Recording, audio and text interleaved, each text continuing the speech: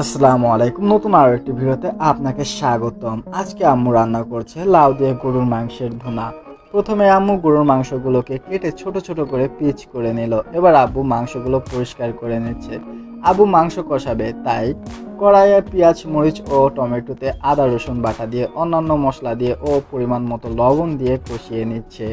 এবার কষানো মশলায় আব্বু মাংসগুলো দিয়ে নেড়েচেড়ে মিলিয়ে নিল।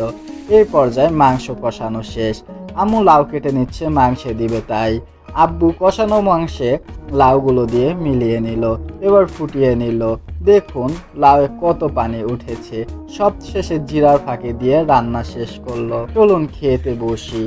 সত্যি বলছি, এই হালকা ঠান্ডায় লাউয়ের তুলনাই হয় না। আলহামদুলিল্লাহ, খাবারটা অনেক মজা হয়েছে।